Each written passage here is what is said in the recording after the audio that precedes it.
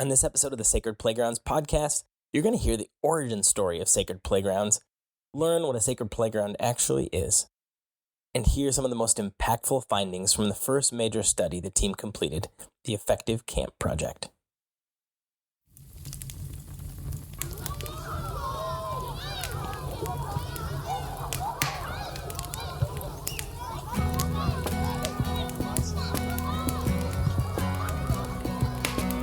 Welcome to the Sacred Playgrounds podcast, where we dive deeply into theology, research, and practical wisdom for camps, retreat centers, and other key ministry spaces. I'm your host, Jared Rendell, camp enthusiast and part of the Sacred Playgrounds team. This podcast features Dr. Jake Sorenson, a scholar and practitioner who's helping us all think more deeply about outdoor ministries. Wander with us what God might have in store at your Sacred Playground.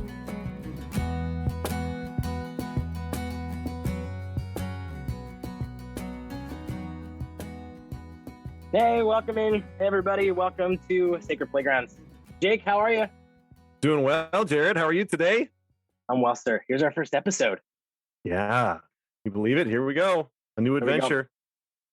We've been dreaming this up for a little bit. We've got all these good things. Like the Sacred Playgrounds team has all these good things to share, and it's been going for a few years now. And to find a way to get to just sit down and talk about it is going to be really fun.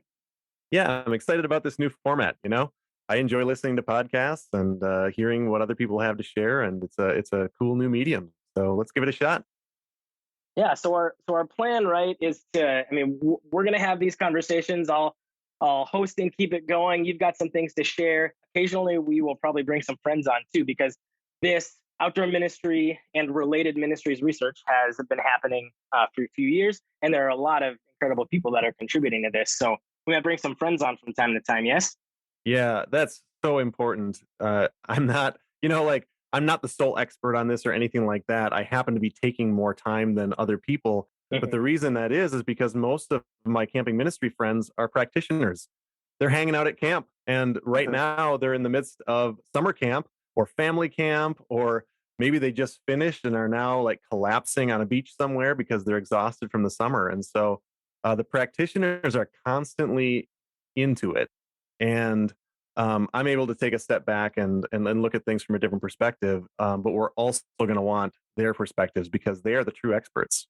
And they're the ones that I consistently learn from every time I get together with them. So absolutely, we'll want to have some of those folks on. So as we've been approaching this is really, there's been some research around outdoor ministry, right, that other, some of the larger connected organizations have done, but there's some uniqueness to what you and what this team have been doing. Can you tell us a little bit about that for a second? There's not a lot of precedent for research around camping ministry. So tell us about that. Yeah, it's been an interesting journey. I never thought I'd be getting into something like this. I was in professional ministry for a while and was a youth minister out in Pennsylvania. But before that, I had worked at summer camp. And so camp was a huge part of my story and my call to ministry.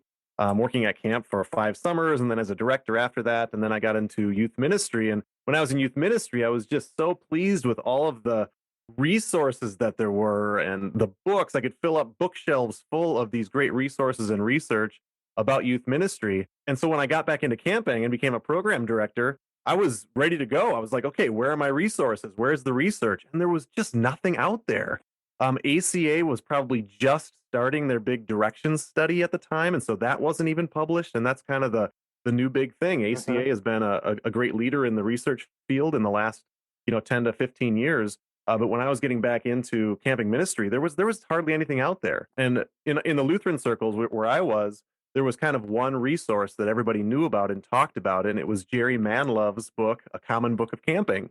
And it was this spiral bound book, and it was full of wisdom, and it was really an excellent resource, but it was mainly for the Lutheran folks. And it wasn't really well known outside of that or available outside of that. So I kept asking, where's the research? There's got to be something. And then finally, a dear friend and mentor said, well, maybe you need to do something about this.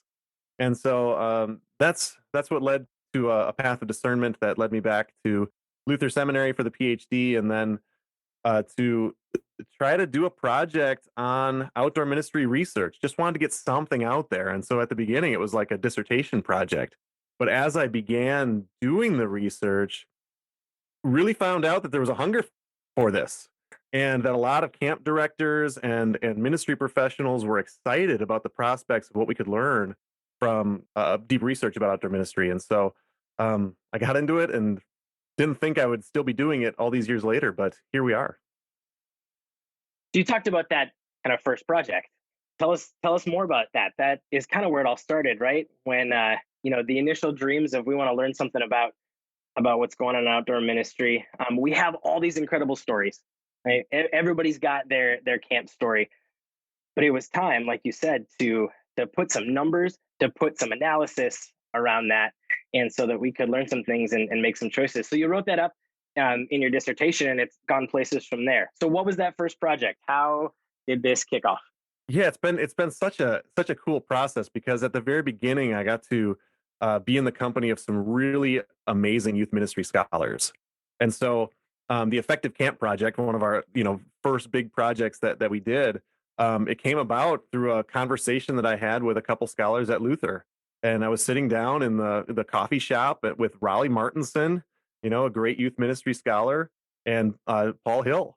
And we're sharing about the great experiences that we had in camping ministry and how that led us to professional ministry and to scholarship, and talking about what would it look like to do a research project. And so that's kind of how that came about. And at the same time, I got to be involved in this really big project with 5 different denominations on confirmation ministry.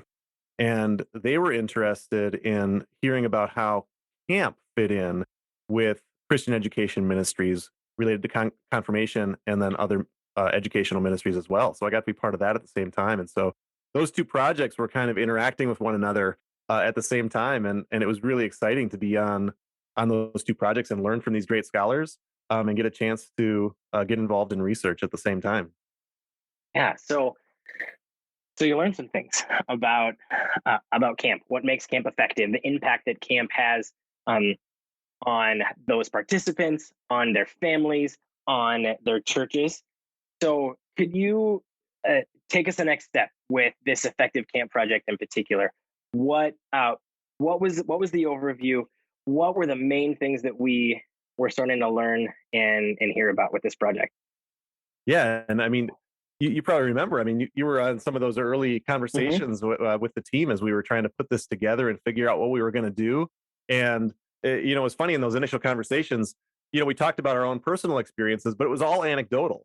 We had no idea whether we were going to go out there and find out that these experiences were really common, or if they were only a few people had these life-changing experiences and everybody else sort of had this mundane experience. And so what we did was we started off with something called a grounded study, saying, what is camp? Kind of what makes camp tick? And so we went around to these different camps and we did focus groups with the campers. We did focus groups with the summer staff members. We interviewed the directors. We did surveys of parents, and we did this really multi-level research project to see, what is camp all about? What do people think happens at camp? What are the kind of the key characteristics of camp? And really did it from this kind of ground up perspective. And what came out of that were two major things. The first was this understanding that we were not alone, that camp really does impact the participants in fundamental ways, and in ways that are recognizable and measurable. And so this was kind of a revelation to us, like, wait a minute, not only do these experiences and these impacts happen and they're very common, but we could actually measure these things using social science research. That was a revelation to us. And that led to the next phase of the project, where we actually did these different surveys of measuring kind of the before and after, and then months later. The second major finding was that there are these fundamental characteristics of camp. And when any one of these things is missing, it doesn't feel like camp anymore. So we'd have people describe the camp experience and compare and contrast one year with another, saying, this year, the cabin group, we just didn't get along real well, and something was missing. It didn't feel like camp. And they would talk about it that way. Like it wasn't camp if one of these things was missing. And as we kind of put these things together, we were able to sort of boil it down into 5 fundamental characteristics. And those are the basis of the Effective Camp Project and what we've been using going forward from that earliest project. And so those 5 fundamental characteristics, we learned that there's really no set order. It's not like one comes before the other or one is more important. They all have to be there in order for the experience to look and feel like camp. And so those in no particular order are that camp is faith-centered, it is a safe space, camp is relational, camp is unplugged from home, and camp is participatory.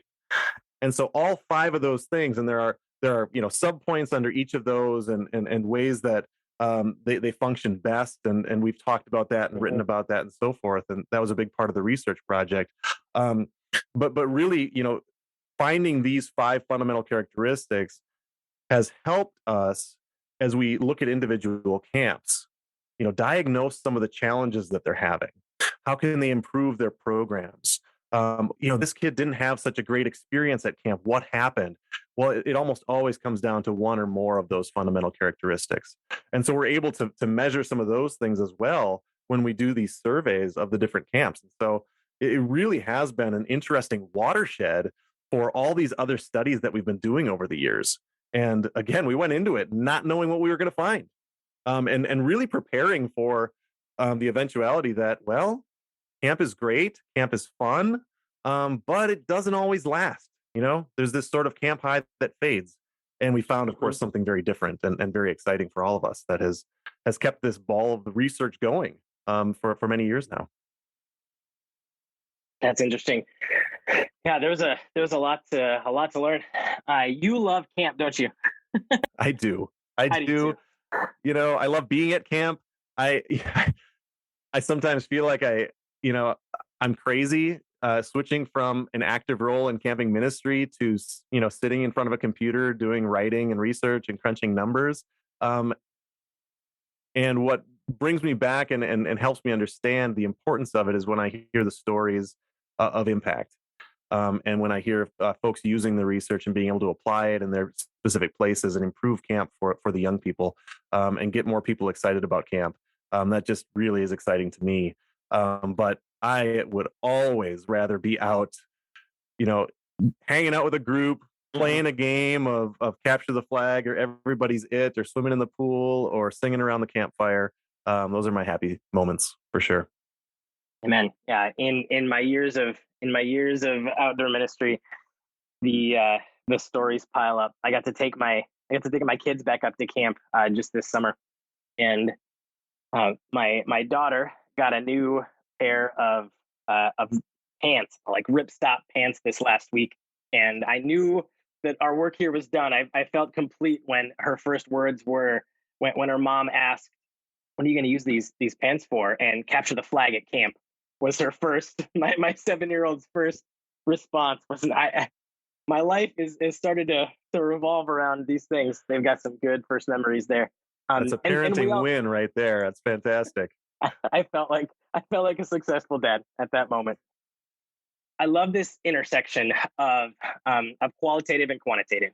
Right, we've continued, and in all of the research, in the narrative write-ups, in the book that we'll talk about here in a few minutes, and all these things, it's the smashing together of these incredible stories and some of the data and the numbers that we expected or didn't expect, but that make those stories come to life and remind us that our story is part of a global, actually, bunch of stories around how experiences like this make an impact. And that week, or that summer on staff, but into our vocations and our callings then from there forward. I mean, some of those, as you said, have spurned on to other projects about leadership folks and where their leadership has come up. We're going to do an episode soon on the leadership project that you're in the midst of right now, right? Yes, absolutely. Looking forward to that as well. And you're totally right. I mean, the both are important. When we talk about qualitative, we're talking about listening to people's stories. We're talking about hearing how the experiences at camp intersect with their everyday life and really getting down to the details of individuals. And we're talking about quantitative. We're talking about a much larger picture. We're talking about gathering data points from hundreds and even thousands of campers, parents, staff, and trying to figure out, okay, how special are these stories? And that really helps us situate each of the stories, because anecdotes are great and they're very powerful. And camp will always be a place of stories. So when I go up in front of a group and I want to talk about the power of camp, I talk about stories. I talk about this, the child that had this incredible life-changing experience at camp and it saved their life literally, or it led them into a career in ministry. There are so many of those individual stories. And there's always those folks that say, well, yeah, but there's also those kids that, had not so great of an experience, or they didn't like it at all. They got homesick. They never wanted to go back. And so there are negative experiences at camp too. And so how do you balance those things? Well, the answer is with numbers. And we find out how common are these different experiences. And we can quantify those particular things. Because if we do surveys of all the campers and, a huge portion of the camper parents, we can find out how many of these young people are having really high quality experiences, how many are having, say, a life-changing experience, how many are having lasting impacts, and so forth. And so that's the exciting thing that we can do, is we can get these individual stories of power and transformation, and then we can situate them in the larger whole. Amen. Let's take a quick break. When we come back, let's chat about some of the outcomes of that effective camp project. Some of what we learned. We heard about those 5 fundamentals, and there's some key outcomes that have come out of there. Those are some of the things that folks listening might be able to really use and apply. And then let's help them connect some dots for what they might be able to do next with that project and this kind of research. Sounds like a plan. The Effective Camp Project has helped Christian camps across the country tell their story in a new way to parents and donors. You know that camp makes a difference because you see it with your own eyes. But we need reliable data to convince those who are skeptical and to help us identify areas for improvement. Now is your chance to gather data from your own camp. Our team of experienced researchers works with you to create custom surveys for your campers and parents. We compare your results to data from dozens of other Christian camps to show where your camp really shines and to target areas for program development. In addition to data reports and in-depth consultations, you will receive a communications toolkit to share your unique results with your audiences. Visit effectivecamp.com to learn more. So, Jake, when you were talking a little bit ago about how if one of these fundamental pieces is missing, it feels different. It doesn't feel like camp. It reminded me of how camp was for me growing up. I grew up in North Dakota. I had gone to a camp as a younger camper, the day camps and the mini camp kind of thing. And I loved it. And then one year, I went to a different camp. And there was some of that just felt different, but there was a disconnect with the other guys in my cabin. And it ended up being a really hard year for me from that week, from that camp perspective. And then I went back to a different camp after that and loved it and never looked back. Like you're talking about, I ended up working there every summer during college and a couple of years full time after that.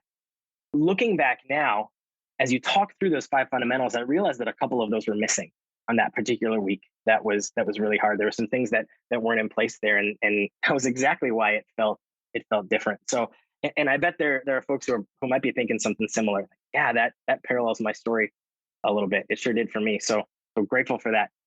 Let's talk about some of the major outcomes of the Effective Camp Project. Let's talk about where is it right now, and what were some of the major outcomes that we learned with that project. Yeah, so much to unpack in such a short time, and of course we got much more time to figure this out as we move forward. But just thinking about your story, you were one of the 3% that week. Yeah. And when I say that, because 97% is the number that we consistently get from camp to camp. Sometimes it's 98%, sometimes it's 99%. But this is the number of campers that have a positive experience. They say they had fun or had a ton of fun. Their parents said they had a great time and they came home smiling. So it's 97% of the campers. Wow. And when we're talking about the campers that we've surveyed, we're talking about thousands of campers. We've surveyed more than 7,000 campers at more than 36 camps. We've surveyed more than 3,000 parents. And so this number is consistent camp to camp, 97%. And again, some Wow. camps it's 98 or 99%. So yeah, wow, exactly. So it means that your story is not unique, right? So there's 2-3% of campers that do have a negative experience for one reason or the other. Sometimes it's a breakdown in safety, or it's a breakdown in the cabin relationship experience. Sometimes it's they didn't get to do the things that they thought they were going to get to do. It wasn't a participatory experience. So the breakdowns happen in for various reasons, and a lot of times it's dependent on the individual. And so in that same cabin group that you were in, there might have been 7 guys that had a great positive experience and 1 or 2 that didn't have so good of an experience. So it really is dependent on the individual. And that's where, again, stories matter. Individual perspectives matter. And so the 5 fundamentals of camp have to come alongside a personal story. And that interaction is what leads to the common outcomes that we see. And so when we say fun, we don't always say, oh yeah, so that's the big outcome of camp. Even though that's what parents often say. What was the best outcome of camp? My kid had fun. My kid came home smiling. Sure. It's just such a wonderful thing to hear. And for a parent, I mean, I get to be a camper parent now, which is really fun. I get to drop my kids off at camp and then go. And the first couple times I did that, I was like, oh my gosh, is it going to be okay?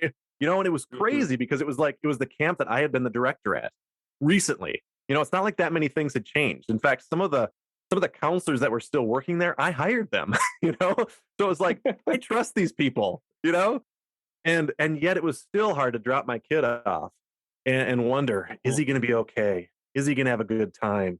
And so when I came back on Friday and I saw him in the crowd of campers, during the closing program, and not only was he alive, he hadn't been like left in the woods and torn up by coyotes or something like that, but like he was smiling and he was jumping and singing. And it was just such an incredible feeling of not just relief, but just, joy that, my kid enjoyed his time. He met new friends. He clearly had fun. And I could see it all in the first few seconds of that interaction. And that's true with a lot of parents.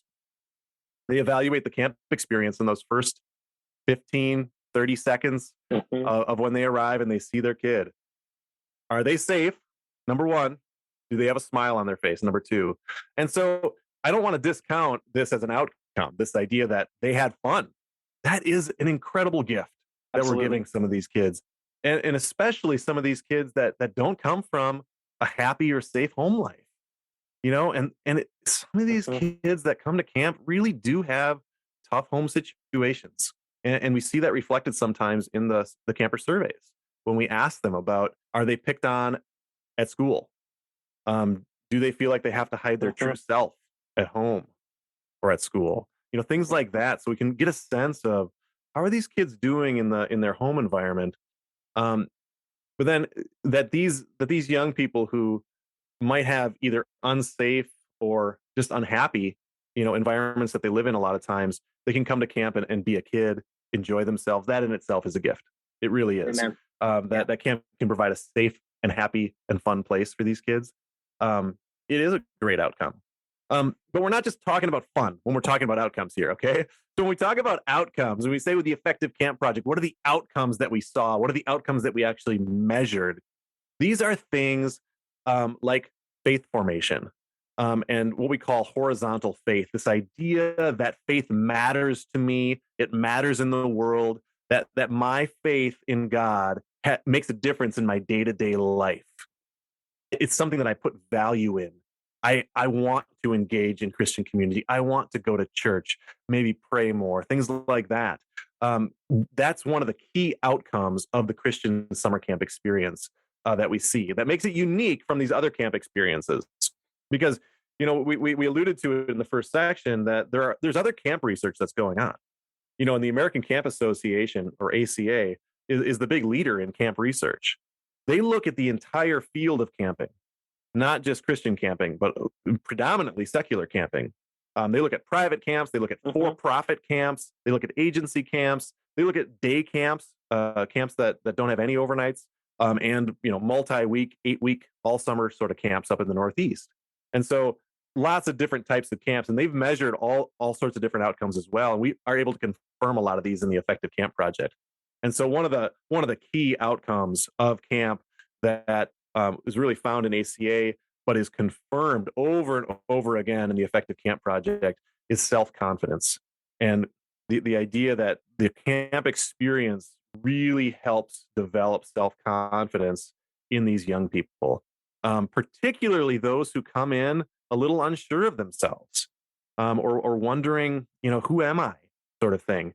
Getting some sort of self-confidence, it becomes a really important outcome of camp. And along with that, leadership abilities, social skills, just being able to be with others. And as we talk about, kind of where we are now with COVID-19, so many of these kids have been isolated.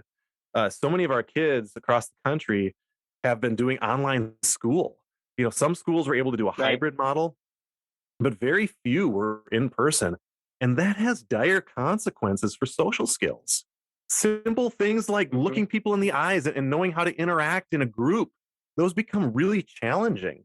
And so this past summer, I mean, in 2021 here, we've heard this a lot at camp across the country, that kids are struggling, being around others and figuring this out again. And so that is such an important outcome of the camp experience. And it's so important now in the time of COVID. And so these are some of the key outcomes that we measure. So leadership skills, the faith mattering in daily life, self-confidence, social skills, and love of nature is a big one that we measure in the Effective Camp Project, and desire being outside. And so these are all things that we can measure before and after. So the way we do this is, rather than just doing an end of week survey, we do a baseline one at the beginning of the week. So the kids arrive at camp, and kind of in the first hour that they arrive, or part of registration, they do this quick survey. How are things going in life? What are things like at home? What's your agreement level with these certain statements? And then at the very end of camp, on the last day, they do a similar survey. They evaluate the camp experience, and they answer some of the same questions again. So we can actually measure, where were they on the first day of camp? Where were they on the last day of camp? Well, some of the naysayers in the research community might say, well, yeah, but this might just be the camp high, right? It's the last day of camp. They're excited. They had a good time. Everything's going to be, I strongly agree. So what we do with the Effective Camp Project is we take it a step further, and we do a survey well after camp. So we send it out 8 weeks after they returned home. We just do it electronically, and they have like a 3 or 4 week window to fill it out. And so we get to see, okay, if there was growth during that week of camp that we measured, does any of it last? Or is it just kind of this camp high that quickly fades? Again, even that would be good, right? Hey, they had fun. They came home more self-confidence. Yeah, it didn't last, but at least they had a great week. But what we found was that many of these things that we measured that grew during camp, the growth persisted in the weeks and months following camp. And that's the real key finding, is that camp has lasting impacts on things like self-confidence, leadership, and very importantly, this idea of horizontal faith, this idea that faith matters in my daily life. So we can measure different things like that with agreement scales, but also engagement in Christian practices and Christian community. And so, we ask them on the first day of camp, how much are they reading their Bible, praying by themselves, praying with their family, things like that. And those things consistently at these dozens of camps that we've studied are higher in the months following camp than they were before camp started. And so there's an increase in these Christian devotional practices. There's an increase in the understanding that faith matters in my life, that it's important to be part of a Christian community, and desire to attend church, things like that. So these are really powerful outcomes that we find. And we can find this, again, quantitatively. So it's not just 1 or 2 kids. Right. It's something that has an impact on the data set. And when we're talking about quantitative stuff, we're talking about statistical significance. And so we do these statistical tests, and we can see that the change is, in fact, very significant in the weeks and months following camp. And so one of the questions then is, well, how many though? How many kids? So you said 97% have fun. Well, how many actually have some of these impacts? Yeah, as a whole, there's more impacts than not. And so we're actually able to measure that too. And one of the key ways to do that is with the parents. And so if 97% of the kids had fun, we say, well, how many had positive impacts? And it's over 90% of the parents agree camp clearly impacted my child in positive ways. Hmm. That is tremendous. And we're talking about this, weeks after camp is done, that parents are saying, yes, this experience had a positive impact on my child. It's over 90%. Wow. We also ask a question about what we call significant changes. And so, most parents don't send their kids to camp wanting significant changes, right? They want them to have a good time, but it's not like I want a new kid. Right. We want to have, like you said, we want them to have fun. We want them to be safe. Those are our almost funny low expectations of what anything of what else is sort of a bonus, right? Otherwise, it sounds sort of dangerous. All these camps that claim we're going to give your kid a life-changing experience. It's like, I don't know that I want my kid fundamentally changed. I kind of like my kid, maybe that's not true with everybody, but I like my kids. And Absolutely. but what we find is when we ask these parents that, it's over a quarter of them, it's 28% in all these camps that said camp had a significant impact. I've seen significant changes in my child. We're talking weeks after camp. Yeah. And so that's a big number. It is a big number. It's not everybody. It's not even the majority. The majority have positive impacts, right? And those are things like they're nicer around the house. They're singing Christian songs. They're more polite to their family members. We ask all these different things. And so they're recognizing these changes, and they're recognizing those as positive. But then there's some that say, no, this really changed my child. There are significant positive changes. And then when we talk about life change, it's difficult to measure that, right? Because it's kind of retrospective when you say, yeah, that experience changed my life. Like when I got home from my camp experience all those years ago, would I have said, oh, it was a life-changing experience? Maybe, maybe not. But now looking back, decades later, I can say that was a life-changing experience. Mm-hmm. And so when we look at the Effective Camp Project and the data that we've got, it's somewhere around 5%. 1 in 20 campers, think about that, has a life-changing experience at camp. These are significant changes that we're talking about, incredible impacts that we're talking about and able to measure. What's fun to think about then is the impact in the world that they're having, right? These decades later, the impact they're having. I mean, I remember hearing some of the stories and the research about how those parents thought our family actually is a little different.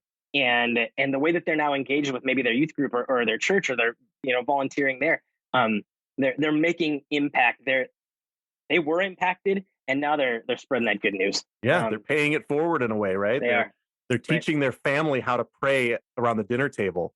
Yeah. They're engaging people in their youth group at church, and they're saying, "Hey, why don't we have a youth group?" Or, "Hey, let's do this. Let's do this service activity. Let's reach out. Let's find some people that need to be fed and feed them." I mean, kids are going home and doing that in a lot of ways as a result of their camp experience. And you mentioned the Camp and Church Leadership Project that we'll be talking about on a later podcast, and that's one where we're really able to measure those things for the people that went to camp and are now serving as church professionals, and how that experience of being at camp impacted them in such profound ways. Yeah, this is good news, right? This is good news as a former camp staff, summer and full-time camp staff member, as a current church staff member, and as a camp parent now. This is good news because it means something. It means that these things being part of our faith-forming ecosystem are clearly impactful. So let's talk for just a minute about these folks listening right now, and maybe they're camp folks, or maybe they're church leaders, or they might be camp parents, or they might be all the above, like us. What can we do from here? What are our next steps as we've talked about kind of this project in particular? What are some things that we could go do from here?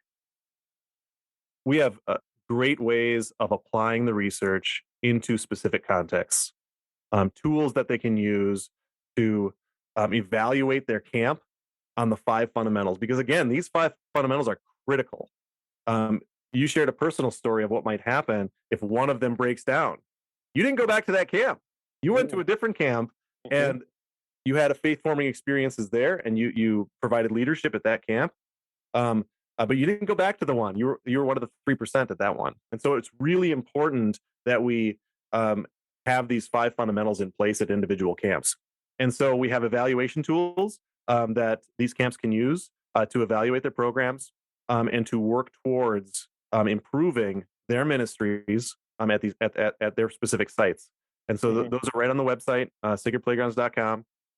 And if they don't want to just use the tool, but they kind of want to be walked through it, there's an e-course that we developed together that they're able to use to apply it in their context. For church professionals, it's about understanding the importance of camp and how camp fits in with ecology of faith formation. And so that's really talked about a lot in the book and on the website. And there's a lot of different resources that can help them understand that and understand how to kind of bridge that gap between the camp experience and the home and church experience. And so we've got quite a few resources available to help people apply these findings in their contexts. Right. So one good step would be to go view the research. If this is the first time hearing about the project, head to effectivecamp.com, or you can find it on the Sacred Playgrounds website and click right on the Effective Camp graphic from there. And you can take a look at the research, whether it's the full summary that lays it all out. There's also a few quick graphics and narratives that they can read quickly and figure out how it matters for them. So viewing the research is a good step. You mentioned the e-course. If they want to kind of get walked through that, they click the button and they'll get an email that will walk them through step by step these 5 fundamentals with a definite bend to how they can apply it themselves. Doing research at a camp to really be able to see what's going on in my particular ministry. So that's a great way. And I didn't even mention that, but thanks. I mean, the Effective Camp project, we started it, with as a research project, funded by a grant and some of the individual camps. And then more camps said, hey, can we get involved with this? So after we got it published in a peer-reviewed journal and all that, there were other camps that wanted to get on board. And so we've offered that as a service. And so camps can now participate in the Effective Camp project, do this exact thing that we're talking about, survey the campers, first day, last day, 2 months later, survey the parents and get their own report of how they're doing, an evaluation of the 5 fundamentals at their camp, and real data about some of the great things that are happening at their camp and the outcomes that they can kind of shout from the hilltops. And that's one of the great things about doing this at your camp is it's got a program development angle and it's got a marketing angle, right? So you can say, how can we improve our programs and the ministry at our particular context? And what can we share? What are the big percentages that we can just shout to the hilltops for those folks who might support your ministry financially or might be a little wary about sending their kids to camp, or the pastors that might be skeptical about, does camp really work? You can have real life data about how the outcomes are working at their site. To be able to say, so-and-so camp, 97% of campers said they had fun. And, when, like we said, as parents, dropping our kids off at camp, that's one of the first things. That would be a really powerful thing to say. You mentioned a book, by the way, right? This is the Sacred Playgrounds podcast that pairs really well with the brand new Sacred Playgrounds book. It's been a long time in coming, and it's really exciting to finally see it in print. It just came out, July 1, 2021. So it is brand new resource. I encourage people to take a look, and I hope that it can be helpful in their ministry. And the book is called Sacred Playgrounds. Sacred Playgrounds. It's available on Amazon, christianbook.com, and wherever they get their books. The spot to find all this, everybody, you can find a spot on sacredplaygrounds.com in the menu or right on that homepage to click through to all these things, like the book, like the projects that are currently going on. So that's a place they can connect some more dots and dive a bit deeper. Yeah, and if you love the website layout and the graphics, you can thank Jared for that. He's the man. Well, it's good to chat today. So if people have questions or if they have thoughts about something we should talk about, we would love to hear that, huh? Absolutely. I think that would be a great idea. If we could answer actual questions that they have about their context or about camp specifically or about other sacred playgrounds. I would love to field some questions. Let's do that soon. So whether it's through the contact information on the website, whether it's through some of our social media channels, kind of at Sacred Playgrounds for each of those. Send us a question. Send us a question on Facebook, send us an email, and we'll talk about the things you want to talk about. We've got some episodes coming up. The next one, we're going to talk about current event, right? Current things that are going on in the world, like how this pandemic has impacted camp, what these intersections are, what we've been hearing and learning from camp leaders, and how it has impacted how their ministry has worked. Yeah, I think that's going to be an important one to dive into. Thanks for listening, everyone. Blessings to you and yours, and to your own sacred playgrounds. Thanks for listening. Thanks for listening to the Sacred Playgrounds podcast. This episode was produced by me, Jared Rendell, and featured Dr. Jake Sorenson, lead researcher and founder at Sacred Playgrounds, LLC. Our theme music was written and performed by Taylor Wilson. You can find his original songs wherever you get your music. Learn more and connect with the Sacred Playgrounds team at sacredplaygrounds.com.